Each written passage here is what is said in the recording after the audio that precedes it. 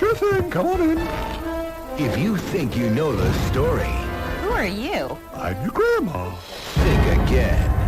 You're unbelievable. Anne Hathaway, A wolf stopping kids in the middle of the forest? That's pretty creepy. We don't arrest people for being creepy. Glenn Close, I'm not like other grannies.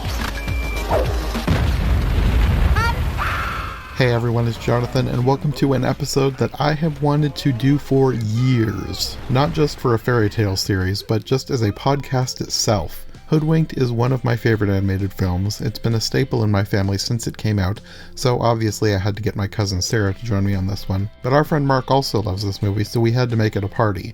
And we're not stopping at this movie. Stay tuned next week, because we're also going to be covering the supremely disappointing sequel, Hoodwinked 2: Hood vs. Evil. But we'll save that misery for next time. For now, we have so much to dive into with this movie. Not just how much we love the music, or how quotable it is, or how much we love the characters, but the making of this film is just as interesting to talk about as the movie itself. From basically being the brainchild of a rich inventor, to using neighborhood children as a private focus group, and piecing together a cast out of family and friends, at least one of which is the son of two of the most famous American gospel singers in recent history. The backstory of this movie is wild, and the more I discovered about it, the more excited I was to record with Sarah and Mark, so I could fill them in. Hoodwinked. What kind of candles are those? You're unbelievable. Sarah was just asking before we started when this came out. This was technically 2005, but it premiered, like the actual premiere was 2006, so this is its 20th anniversary, Oh my goodness. which seems bizarre to me. Yeah, it's so weird to think how long it's been, but this was a movie I probably saw it in 2006, when it came on DVD, and I loved it since the first time I saw it. And this was my first introduction to the concept of a sleeper hit. I never knew what that was until this came out. Refresh us, Mark. What is a sleeper hit? Sure, that's why I'm here. Give random factoids that may or may not be true, but here they are anyway. A sleeper hit is, in terms of films, is a movie that no one expects to be a big hit or anything, but it turns out to be a big hit. Like, this was a movie made by, it wasn't a big company that made it, and they had, I think, an $8 million budget or something, and this thing made $100 million at the box office, which, especially in 2006, that's amazing. So what year? Is this about the same time that Napoleon Dynamite was coming out? Was there something in the water, or? I think that was 2004, wasn't it? So not too far off then. Not too far. I could be wrong. Both very quotable. I absolutely love this movie, and I know, yes, we're all gonna say that animation hasn't held up, but when this came out, it never crossed my mind that this was bad animation. It was what I expected it to be. In my household, we talk about. I think we have a conversation that is a testimony to how good the movie is. That it didn't need impressive visuals. Yeah. I remember when it came out, and I remember thinking that it looked bad, but it was hilarious, so it didn't matter that it didn't look good. Yeah. Because even for the time, it didn't look good.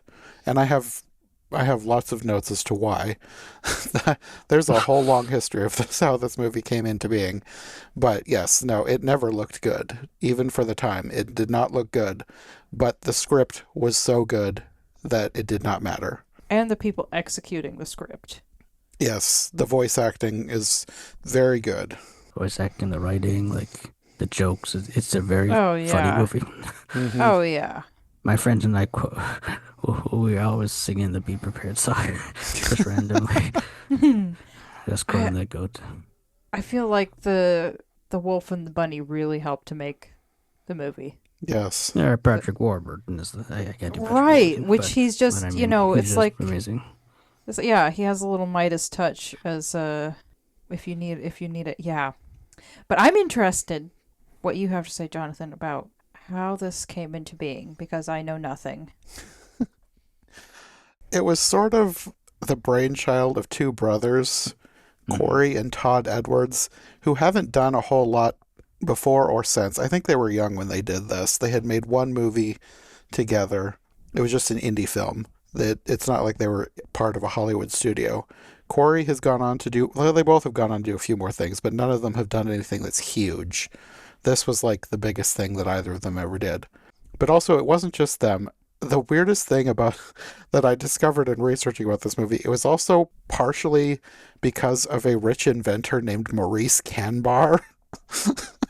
That's right. When What? you see Canbar Entertainment in the Yes. credits, it's like his company that pretty much produced this, and they only did 2 films, this and the sequel.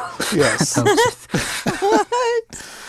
What? This guy apparently had like given them a little bit. I don't know how they even got connected with him for the first movie that they did. Just he wasn't like someone that they fully knew. He had apparently given them a little bit of money for their first film, but after they made the first film, they wanted to do something more. So they moved to LA and they got a producer to help them, Sue B. Montgomery. I don't know what else she's done, but the three of them were like trying to put this together. She set up the meeting with Canbar because he had made a minor contribution to the first movie. And they started pitching ideas to him, but they were thinking about live action films. So it's this rich inventor's idea to do an animated film. He wanted to basically be like Disney. He wanted to like finance animated movies. I mean, this whole Yeah, backstory. that's the dream, I think. I feel like this whole backstory could be its own short stop motion film or something of its own. Maybe. But basically they wanted him to like finance their films and pay the rent so that they could just work and they wouldn't have to worry about anything. But he wanted them to stick to one film at a time, so he agreed to pay for them to work on this one film. But he wanted it to be an animated feature, and he wanted it to be like a familiar story but with a twist. So like Hoodwinked exists because of this rich guy. Like so many things exist. He for whatever reason he really wanted them to do a CGI animated feature because Corey Edwards had some experience doing some animated. He'd done a CGI short called Wobots, like robots but with a W, and Wascally Wobots. something like that. He had seen this and he wanted them to do a feature length film. His idea was to do like Cinderella or Pinocchio. But they didn't want to do those because Disney had already done them. They wanted to do something Disney had never done. And they ended up... smart idea. Yeah, it is. They ended up with Little Red Riding Hood because it was so simple that you could go in so many different directions with it. Well, after Corey suggested Little Red Riding Hood, Todd thought about doing it as a non-linear crime drama, which they list some examples. I don't think I've seen any of them. Rashomon, which is the one I always hear it compared to.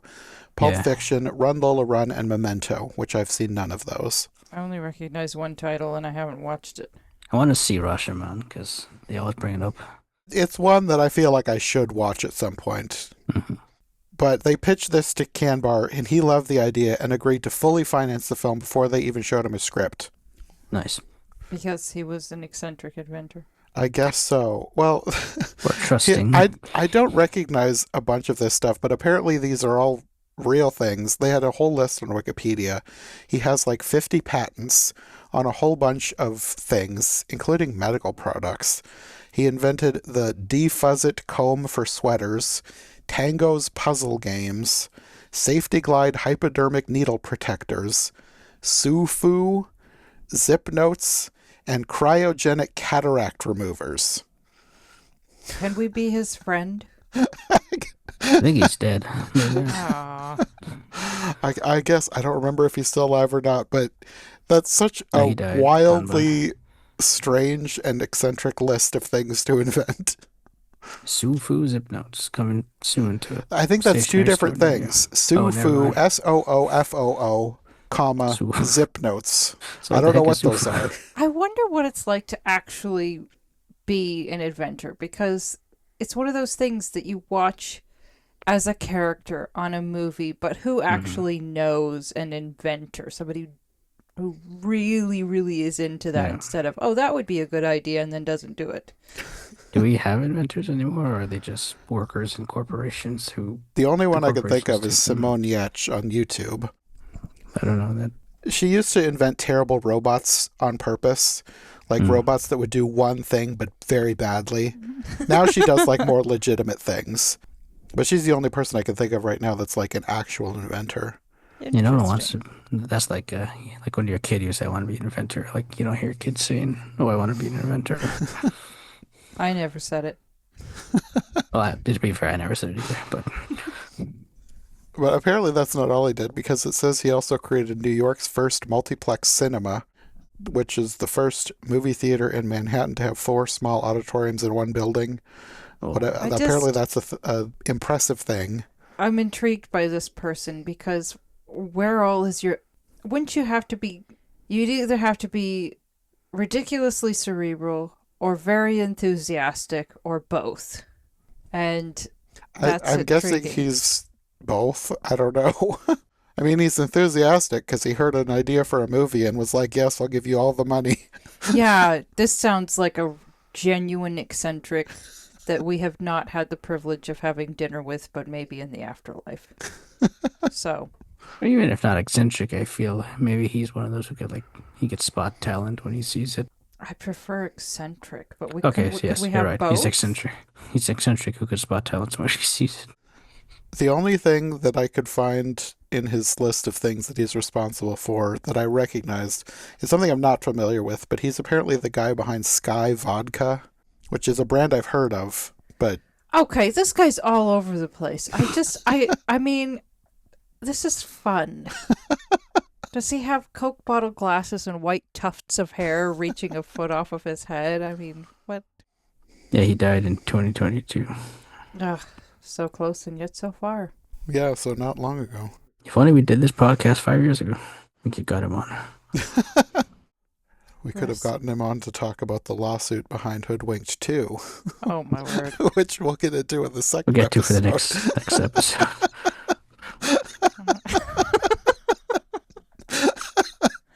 Okay, was he suing or was somebody suing him? He was suing the Weinsteins. Oh yeah, they were involved. I forgot. No, say it's not so. Yeah, that'll be the next episode. Oh my word. So where were we? Just talking about the eccentric old guy who financed the movie. Yeah. This is good stuff. I was not expecting to find all this when I started putting together my notes. I thought I would just get a few interesting behind the scenes Of tidbits, course. and then I discovered all this stuff. Like normal, you know? But obviously, they had a small budget because, like, he's rich, but he's not like billionaire rich. So, as far as we know, it was an $8 million budget, although different sources have different numbers. But the people behind the movie say $8 million, so I tend to think that they're correct. I have a feeling that the other money came in later when they started recasting people, but we'll get to that. So how much did he give? How much did I think he was giving $8 million. Wow, so he did okay with all of his... Like, he's not one of those... Hopefully he didn't have a pitiful end. Sounds like he did okay with the inventions, so that's good for him. I feel like studios need to take a lesson from this movie. Not all the lessons, because not everything went right with this movie, but at least the way they approached the script, and they don't have to do it completely like this, but they basically locked their script before they started animating. And a lot of studios don't do that anymore.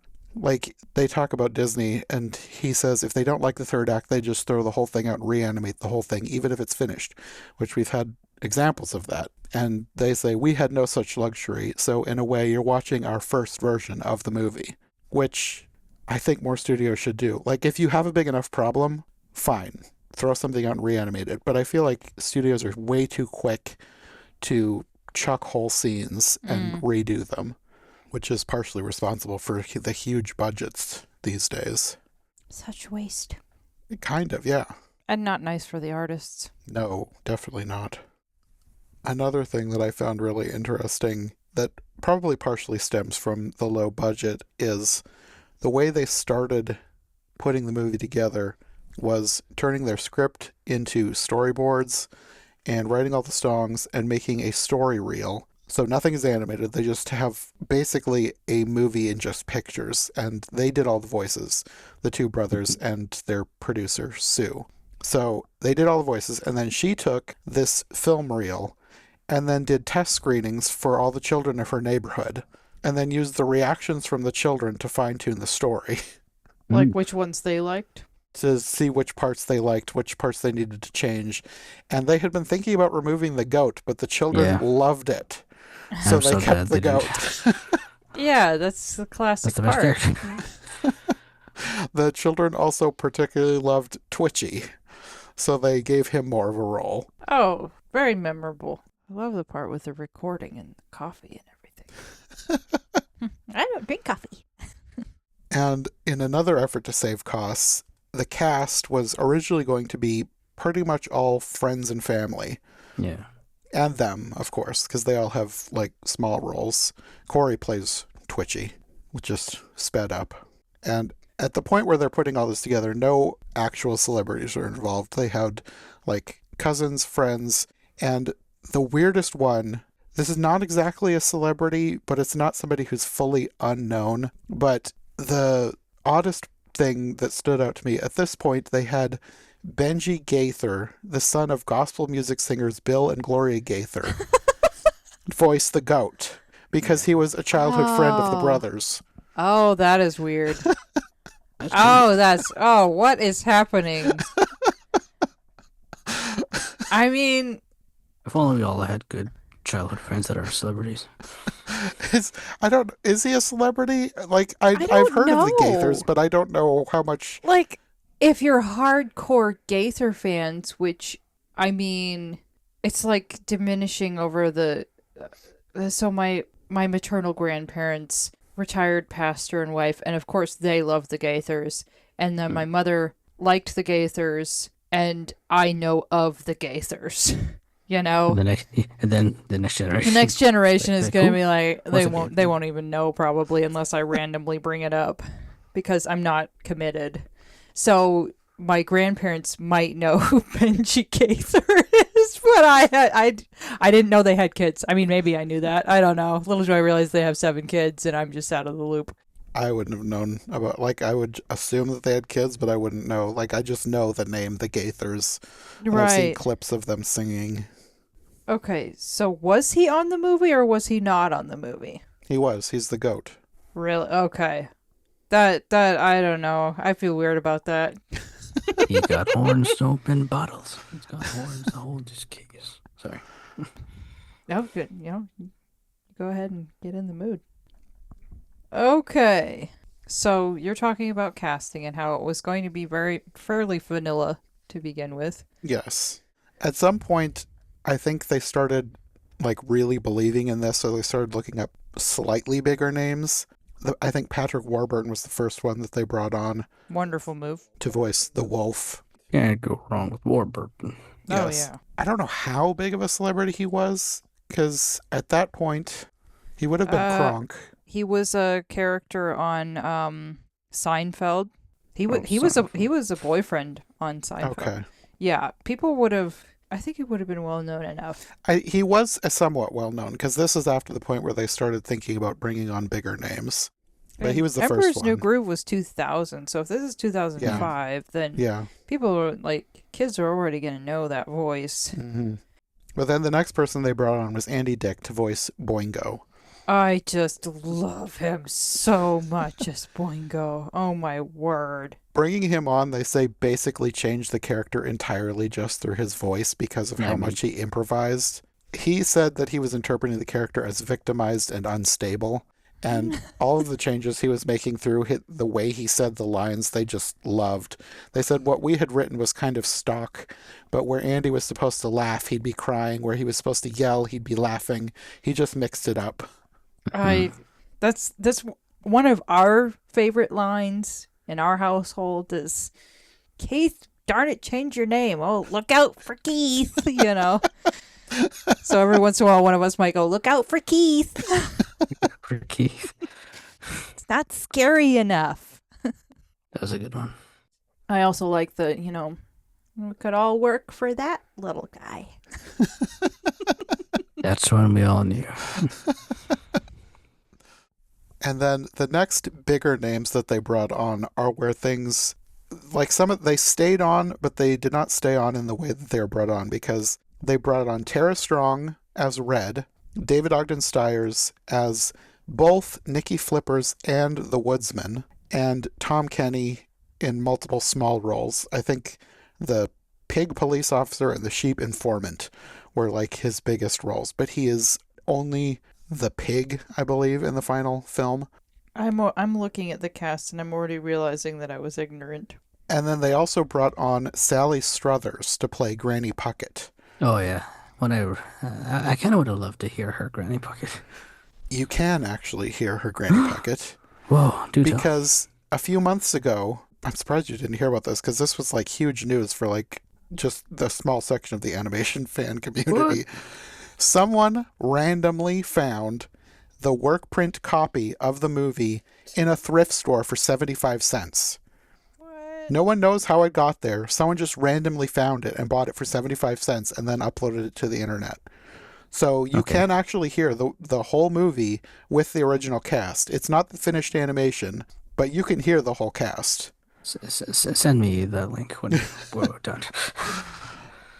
Yeah. So I listened to that today. I've watched the whole thing, and I have to say, well, like we'll get into the why of the recasting, but as much as I love Anne Hathaway, Tara Strong was fine. In some places, I almost liked her voice better. And Well, she is a professional voice actress anyway. yes. And David Ogden Stiers, it is that this one. I love his woodsman, but it is very obvious when he is interacting with Nikki Flippers that it's the same person. But when he's not interacting with Nikki Flippers, I like his woodsman a lot better. He was good as the woodsman. What's the name again? David Ogden Stiers. Okay, I don't know that person. I don't He think. was played Cogsworth in in Beauty and the Beauty Beast. and the Beast. Oh my goodness. Yeah, okay. He was in MASH. Not MASH. Yeah, MASH. Yeah, he was in MASH. He's a prolific voice actor for a long time, Yeah. too. He was Jumba in Lilo and Stitch. No, I think my sister's a real fan of his, and I love the intro to Beauty and the Beast. That's one of my favorite. Yeah, he does that too. Mm-hmm. But that's another thing. It's like so weird when you think about stuff that ends up in random pawn shops. And it's like, how the heck did they get there? And it turns out to be something so like not so important, but like valuable. Yeah, it feels important. Like it's Yeah. it's not that important, but it feels important because like who would have ever thought we'd be able to hear what the movie was originally going to sound like? Like if there was like an animation museum with Yeah. exhibits, like that's something that would go there, you would think. Mm-hmm. The last person that they brought on who was a bigger name, I recognize the name, I don't know what he's done, is Joel McCrary, who was cast as Chief Grizzly. And both him and Sally Struthers are not in the movie at all anymore. I don't think I ever realized that Glenn Close was on this movie. Yes, And she Jim replaced Sally Belushi. Struthers as Granny. Yeah, He's the woodsman. I've just not been paying. Like I love the movie, but I have not been paying enough attention apparently. So Yeah, we'll get to the why in a little bit. They have to make the movie first because the movie was completely done before they started recasting. okay. But to save more money, they moved the animation production to the Philippines, and they rented a big house to serve as the production studio. And Corey Edwards said that although the house was located in an expensive part of Manila, the rent was no more of that than a 2-bedroom apartment in LA. So apparently that saved them a lot of money. But also, they saved money on who they got to animate because everyone who animated on the film was not experienced with computer animation, and they basically had to be taught over the course of the film production. Wow. I mean, for someone who they didn't know it beforehand, they didn't do that bad of a job. No, and once I saw that, I was like, that explains why the movie looks that way, but also, for a first movie, they did a very good job. Yes. But then, because of that, he was not able to go over and like live in the Philippines, so they kind of took turns going back and forth. And because of the budget and the short window of production, there was a lot about the movie that they wished they could fix, and they just couldn't. They didn't have time. He said that it was like an equation. They have like 10 things they need to change in this shot, and they have the time and the budget to do 3. So they basically had to pick and choose like the worst mistakes to fix and then move on. And they said that was the hardest thing about making the movie. To be fair, I guess like all editors are kind of like, or directors or filmmakers Yes, like that. yeah. And then this I don't see this, but they say that because they knew they weren't going to be able to match the quality of other computer animated films at the time, they decided to use the film to imitate the look of stop motion, and they cited Rankin Bass as an inspiration. And I don't know that I see that. Yeah, I don't see that either. I think the thing to me that they did that more helped save the movie was that they purposely tried to make it look like a cartoon, which a lot of other studios at the time were really trying to get away from. Like, Pixar is the big one, but also in some ways Shrek. Like, the humans in Shrek, they want to make them look like humans. Like, everyone was going for really realism. Oh, okay. And they chose to go in the opposite direction, like full-on cartoon wackiness. And I feel like that choice, more than whatever they may have tried to do to make it look stop motion, helped save the movie from just looking terrible. Because like, it doesn't look amazing, but it's very serviceable and it works. You're not like disgusted by it. No. I think if they had tried to go for realism, then it would have been really in the uncanny valley territory, and it would have looked creepy. Because a lot of those low budget movies try to go for realism and then they just look really off-putting. And this doesn't. This looks like a cartoon. That's my favorite line in the movie where it's like, hey, you know the guy we got in the cage, the creepy one? Yeah, better let him go. No, it starts with Nikki Flipper said, we don't arrest people for being creepy. Yes. He's like, hey, I you know the guy we got in the cage, the love that creepy one? Yeah, better let him go. I love that part so much. And one thing they did is like, because of, how Shrek had come about and like was parody and fairy tales already, they try to keep the humor like less PG and a bit more family friendly. Yeah, he has said in multiple interviews that he doesn't like how cynical other fairy tale parodies are. I don't remember the exact quote. I don't remember if I wrote it down or not, but he said that something like kids need to be exposed to actual fairy tales before they start watching parodies of fairy tales. That's very true. Yes. Yeah. Are you talking about how hardcore a fairy tale are we talking about? Like any fairy tale. He thinks kids need to see actual fairy tales and read actual fairy tales before they start hearing or seeing parodies of fairy tales. The way he comes off in interviews, it's like, I agree with his sentiment, but not his tone, because he seems a bit more judgmental than I would like about fairy tales like that. Like, I totally agree with his sentiment, but he seems a bit too hard-lined for me. Never seen any of his interviews. This is just interviews that I was reading. I didn't see, like, filmed interviews. I just read a bunch of things today. We almost need a new... Well, I guess we do. If you think about the movies that we get, they're the new set of fairy tales trying to help people navigate current reality and potential future and make good choices. So, isn't that kind of the point? Yeah. Well, there's cautionary tales, but we have our own cautionary tales. Yeah. Anyways, once the production was done, they tried to get a distributor, and they had an offer from DreamWorks, but they turned it down because they didn't feel like it was a very good deal. And they ended up screening the film at the Cannes Film Festival, where Harvey and Bob Weinstein were, and they decided to pick it up for distribution. However, one stipulation for this was they wanted celebrities, and they wanted a lot of celebrities. Like Exhibit. Yes. Because when I think celebrities, I'm thinking Exhibit. So this is where Tara Strong got kicked out. They replaced her with Anne Hathaway, which, again, I love Anne Hathaway. So I'm only upset for Tara Strong. As a character choice, Anne Hathaway is fine. Same for Glenn Close versus Sally Struthers. The voices they're a bit different. Sally Struthers is more of a southern granny if you watch the work print version. But, I mean, I love Glenn Close, so I can't complain too much.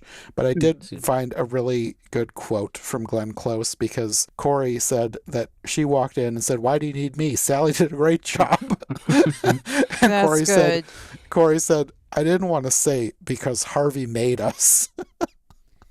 Yeah, that's rough. If you've already put in the work and then somebody comes along, oh, you're not big enough. Uh-huh. I mean, But Sally Struthers is like won an Emmy. So it's Oh, not like so she's why? Yeah, it's not like she's not a celebrity. They just wanted a bigger celebrity. Oh, brother, that's just. And she's done voice And I work think, too. yeah, I think Glenn Close would be with us on that. Of what? That's just It was weird insulting. that they wanted to replace her. And this is where Jim Belushi came in to replace David Ogden Stiers as the woodsman. But David Ogden Stiers kept the role of the frog, Nicky Flippers. How famous was Jim Belushi at this time? Like, I guess Don't- bigger. He probably that was because that was probably the time where he had a big sitcom. Because I remember watching According to Jim on ABC. So that's probably why he got the role. But then after that, I feel like most of the recasting is just, you get into just why territory. Okay, yeah, I guess you're right. According to Jim started 2001 and 2009. You had to be quick on the draw, lady. David did a great job as the frog, though, and Yes, he did. I can't think of anyone else to be the frog. I did like his woodsman, though, but they wanted Jim Belushi for whatever reason. he did a good job hamming it. But then after that, you get Anthony Anderson coming in to replace Tony Leach as Detective Bill Stork. And I don't think Tony Leach is a celebrity because he was one of the writers. He's one of the writers, Yeah. And then Exhibit replaced Joel McCrary. And again, I don't know exactly how famous Joel McCrary is, but I also would say I don't know how famous Exhibit is because literally the only reason I know who Exhibit is because of this movie. Literally, it's me. Literally, same. And then Chaz Palminteri replaced Tom Kenny as the sheep, which is such a small role. It's like, why do you need a celebrity to replace one voice actor? It's such a weird choice to me. And they would have done more, but they couldn't find more people to do it. But apparently one of the ones that they really, really, really wanted to replace was Benji Gaither. They wanted a celebrity country singer to voice the goat. But everyone that they called was not available, so he kept the role. Congrats, kid, you got the job. Kept his fame. Well, we couldn't get anyone else. He did great. And the brothers have said that they appreciated the reason for the recastings because they attribute a large part of the film's success to the big names, specifically Anne Hathaway and Glenn Close. Yeah. Which, to be fair, they are big names and they were a draw. Because I remember being excited because Anne Hathaway was in this movie. Because at that time we loved The Princess Diaries. Yeah, And both had come out by then. yeah. So she was a big draw. So it is technically fair that they would want someone like that to be a big name. But they also say at a certain point it becomes recast-orama. Everybody got recast happy. And my feeling is you get 2 or 3 names on that poster, you're fine. Our Hoodwinked poster has like a paragraph of names on it. After a certain point, I don't think you need more than 2 or 3 celebrities. Give it to the voice actors. The good old days of 2005. Imagine. Yeah. I mean, didn't know they what still would they come still out. do that sometimes, but I feel like maybe we're slightly getting better. Just once in a while, you'll get a movie that's like everybody's a celebrity. I still feel that's the general way we go with animated movies now. I mean, like I loved Hoppers, but there's so many celebrities in that movie, it's ridiculous. Or the Super Mario movies. Yes. Everybody's a celebrity. It gets to the point of ridiculousness. So this film is not alone in that problem. Looping back to Jim Belushi, like, I'm thinking that he had that show maybe because he was already, looking at his credits, maybe because he was already pretty well known. Yeah, he had done other things. Oh, yeah. And he had a famous brother too, so that probably helped. Yeah. Yeah, I think the 2 brothers had done stuff together and they were famous as Okay. a duo. So anyway, yeah, no, all the peoples. Anyways, whatever it was, whether it's the recastings or the good script, I think it was a combination of both. The movie did insanely well. Like, for an $8 million budget to get $100 million, that's pretty much unheard of these days. Yeah. It hardly ever happens that you earn that much on such a small amount. The only other animated film I can think of that was a sleeper hit as well, and a big deal was made of it as well, was Romeo and Juliet. I never There's watched not- that one. That one's really good. Like, I like it a lot. But it was the same principle. It was like Disney didn't. They released it through their Touchstone Pictures branch because they didn't really care that it would be they didn't want it to be known as a Disney film. It was just like, oh, this other film they worked on. So they'd even put the Disney name on it, but it Did had they a work very on it, or did they acquire it? I was thinking that was one they acquired from somewhere. What I understand, I don't know. I'm not an I expert. can't I don't remember. remember. But it had a very small budget as well, like something like Hoodwinked as well, and it made a bunch of money at the box office as well. Well, I'll probably end up looking at that sometime in the future because that's on my very long list of things to do. Because at some point I would like to do versions of Romeo and Juliet because I know there's a bunch of weird versions I would like to see. We do Lion King 2, call me. Oh, that's right. I forgot that was partially. First one is Hamlet, second one's Romeo and Juliet. Anyways, after the movie was so successful, the brothers basically said that they made the film the way they did only by necessity, and have said that it's not a model to be followed. It was a once-in-a-lifetime, seat-of-your-pants kind of thing that just barely came off. Yeah. But he said it was worth it to go through the process to get it made, and encouraged aspiring filmmakers to do what they needed to do. Yeah, I still salute it. It really did well. Yeah. They got the best title too, Hoodwinked. It is a good title. Well, everybody will be able to tell from this that we love the movie, and if they haven't Yes. watched it, then go do so, please. Yes. No, I almost want to say that I maybe like this better than Shrek. I haven't seen Shrek in years, but I feel like I prefer this to Shrek. I think for as creative as Shrek is, this is creative in a completely different kind of way that I just really enjoy. I would pick it as my comfort food.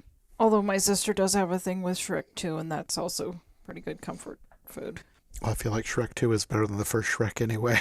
Yeah, it keeps coming on at our household.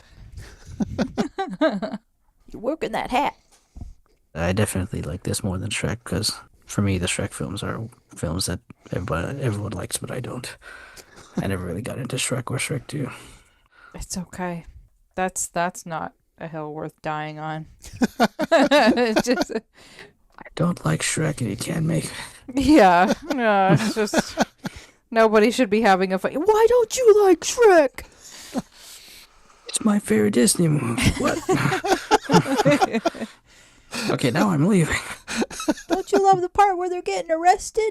Don't you love all the innuendo and stuff? What's wrong with you? Innuendo. Yeah. Well, that's all the behind-the-scenes stuff. Is there anything about the plot we want to talk about? I love how creative it is because, I mean, even though it's like, Rashomon and stuff inspired it, but I love seeing the story told from different angles and seeing the same plot and seeing how, oh, this was actually this thing that had happened. Like, oh, the wolf didn't actually growl at Red. His tail got stuck in Twitchy's camera, and that caused him to yell out in pain or something. But it was just cool to see how, like, from all four angles, it's four totally different stories. I feel bad for the woodsman because I feel like his character was kind of the least important or least impactful. Oh, but the part where the kid's shoving Snitchel up his nose is a classic. Yes, you're right. How could I forget that? Die Schnitzeltragen. But I guess in the Red Riding Hood story, the woodsman is, I guess of the four characters, he is the least. He kind of just most comes minor. in at the end. Yeah. Yeah. So this way he got more backstory. Yeah. Which is pretty much why, like, the second movie didn't even need him, but they kind of did bring him back just briefly, which we'll get to when we get to the second movie. But Jonathan gets his rambunctious elderly person fix. For me, it's just so cute and clever. clever's a good word. Yeah.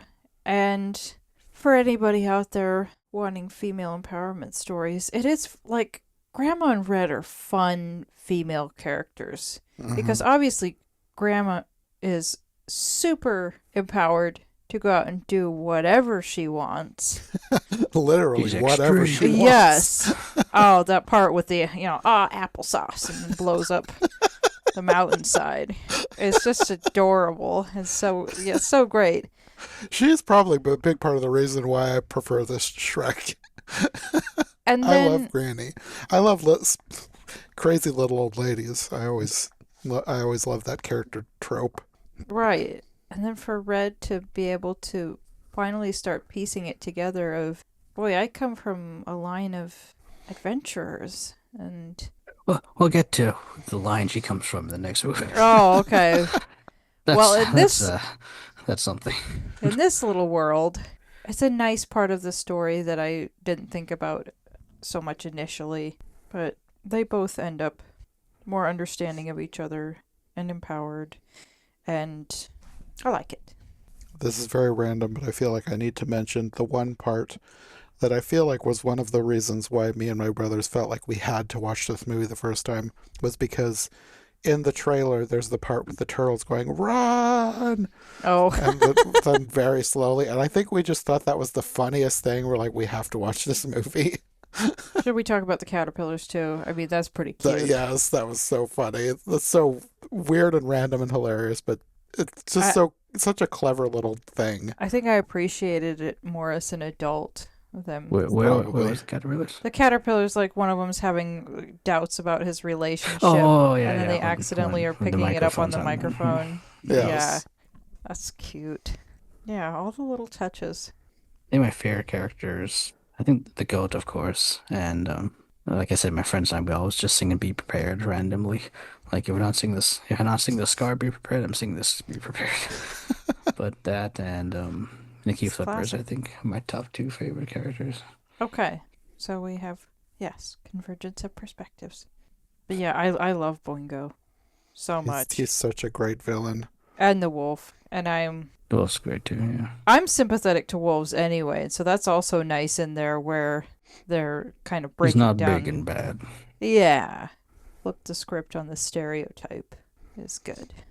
A question I have for you guys: when you guys saw this movie for the first time, did you guess that Boingo was the bad guy? Do you remember? I don't don't remember remember. when I first saw this movie. Yeah, I can't I remember. feel like either. I'm re-falling in love with it as an adult. I don't think it took us that long to figure it out, though. Could be wrong, but I don't think he was like a twist villain, but I think we probably kind of had an inkling because he kept showing up in everyone's backstories. Stories. But I don't know that we truly knew the depths of his evil. I will say, though, that watching it this time, his evil plan kind of reminded me of like different things I've read about snack food corporations these days. Like his plan to add boingonium to all the recipes to make them addictive. Because like I don't remember which company it was. Like one of the recently was talking about they need to figure out how to bypass GLP-1 medications. Because like so many people are using like Ozempic and stuff, and they're losing weight. my. Like it takes away cravings, but the snack food companies are trying to formulate their snacks so that they will still be craved by the people who are on the medications to make them not crave fattening foods. And does this not sound evil, America? Because like it had been a while since I watched this, and as soon as he started talking about adding the boingonium, I was like, wait, this sounds like actual real world villains. This is so sick. And this was a cartoon from 20 years ago, and Yeah, but it's like it almost sometimes- predicted what's happening today. Yeah, Probably sometimes what's going on humor. there, too. What's that? I said it probably was going on then as well. Oh, probably. Right, But like to the depths of what's happening now with everyone wanting to make their food, like, they use the word craveable, not addictive, but still. yeah, Same thing, yeah. meth is so craveable. There's your tagline for this episode. What's that?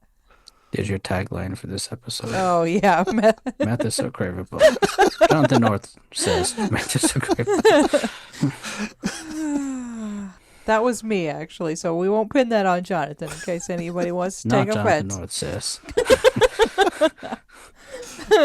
His very ornery cousin says. If I was the type of person to always do like clickbait titles on YouTube, Yeah. then the title of this episode would be "Meth is so craveable." Exactly.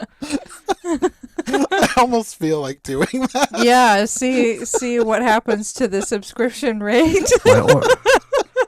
My ornery cousin said what? Question mark. Yeah. No, I'm just thoughts. It's one of those movies that I think I always enjoy whenever I see it. I don't see it often, though, when I do. Like, it's Yeah. pretty good. Yeah. It's always a nice one to revisit every once in a while. I think comfort food is a good way to put it. It's very rewatchable. Yeah. Like some movies, you can watch it once and you're done. But They this can be one, good, too, but they're only good for, like, one watch. this one, not that you always find something new every time you watch it, but at least the first couple of times you watch it, you will see different scenes in different lights because of things that you know about the story. And it makes it more interesting to rewatch sooner than some movies. Because some movies you are good for rewatching, but you need to wait a while. But this one, you could, if you haven't seen it in a while, you could rewatch it twice and have two different experiences. That's nice. Because you learn things about the characters based on everyone else's flashbacks. Yeah. And it just makes it more interesting. I feel like when you know Boingo's the bad guy, like, rewatching it, like, Yes. it's, like, so much more, like, apparent. That scene with the ski lift is pretty evil. I mean, really. He's an evil little bunny. Yes. I like that they had an evil lair inspector. Evil lair inspector. Yeah, the code. Something. And I never would have thought to have them discovered because of Granny's nose sweat. That's pretty creative. So. I feel like that's based on other movies, because I think a similar thing happened in the first Spider-Man, didn't it? Did something similar happen in one of the Mission Impossible movies too? I don't know. It might have. It felt like a reference to something else, but there were a lot of references to other things in this movie, but really well done. They didn't feel forced, like a lot of the references in Hoodwinked too. We'll get to it. Okay. I also like the song Red is Blue. Yes, the songs were also really good in this movie. We didn't talk about it much. They wrote most of them themselves. One of my other favorite parts, just real quick, when you pan to the wolf's point of view and she's floated over with the birds singing, and it's like this magical, like, ugh, creepy. that part cracked me up today too. Even watching just the work print version, that just cracked me up. The way he saw the hummingbird flock carry away, creepy. Okay, so the music. Yeah, they wrote most of the music themselves. They did bring on a composer later on, and they wrote a few more songs, but I think the vast majority of the songs were written by the brothers. Well, good for them. This really was a cool creative project. And they also wrote Red is Blue, but they brought on Ben Folds, like who's an actual singer, because it sounded kind of like one of his songs, but they were surprised and happy that he agreed to do it, because, like, I don't know anything about Ben Folds, but apparently that's not something he always does, just randomly sing someone else's song, since he writes his own music. But he must have liked it enough to agree to sing it. And it is a really good song. I bought the soundtrack when this came out, and that was one of the most replayed songs for me, was Red is Blue. If an avalanche is coming and I do not feel prepared, it's running like a mountain lion. I must say that I'm scared. And if not for the witch's spell, you'd hear just how I scream. But since something, I will yodel till we're creamed. If I knew how to yodel, I could help you out here. But... Yeah, me too. Same. So.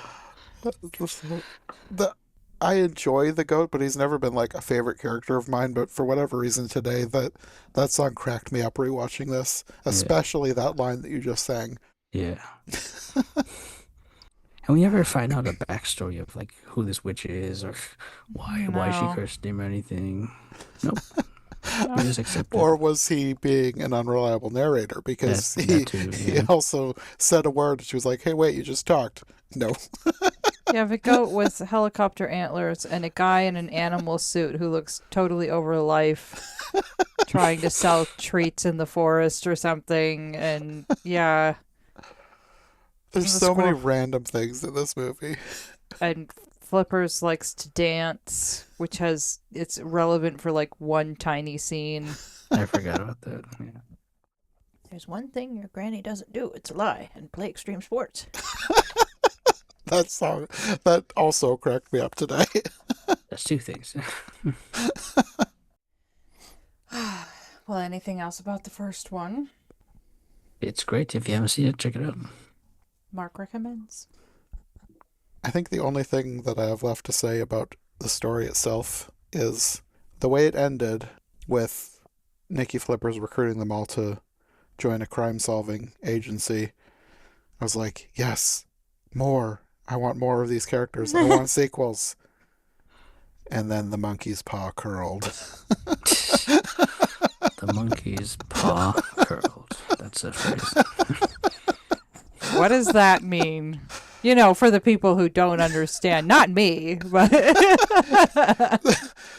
I don't know what culture the monkey's paw comes from, but the monkey's paw is like someone makes a wish and then the monkey's paw curls and you get your wish, but it is a bad version of your wish. Isn't it just like a folk tale, I guess?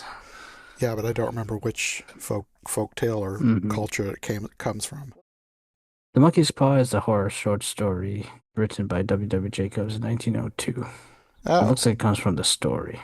I was thinking it was older than that. Maybe it is. Are you looking at AI?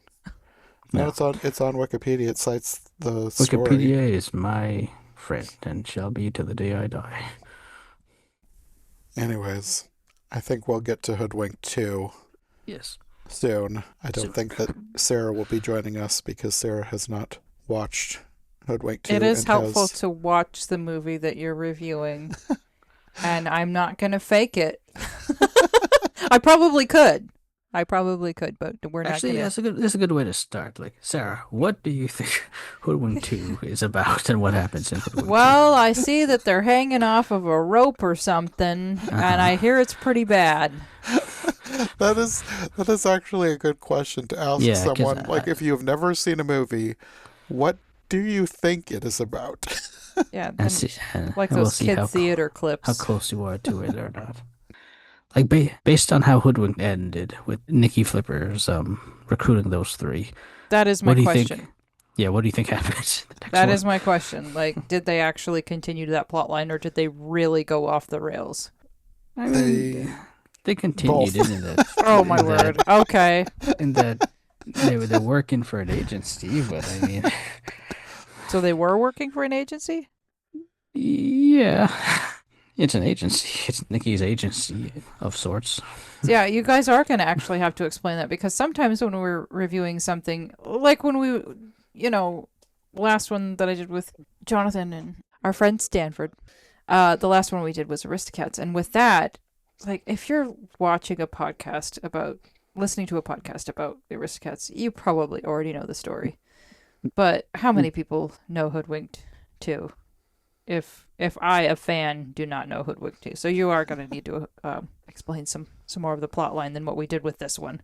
Well, I mean, if you want to stick around, we could explain the plot to you, and that could be part of the podcast, because I have a feeling that the podcast is more going to be about the behind the scenes and maybe explaining the weird choices that they made for the movie, because there's not going to be any fan gushing over things we liked like there was in the first one, because I did not like the movie. Anyway, at least Mark and I will be back to talk about Hoodwinked 2. But until the next episode, do you guys want to let people know where they can find you if they would like more from you? Sarah? You can find me on Redbubble under Turnip Wilson, where you can find both realistic and whimsical and vintage inspired, mostly watercolors. There's other media in there too, but mostly watercolors. And Mark? You can find me in my blogs, The Animation Commendation at theanimationcommendation.com, and my live action Disney project at myliveactiondisneyproject.com. Okay, well, we'll see you next time. Bye. Thanks for joining us.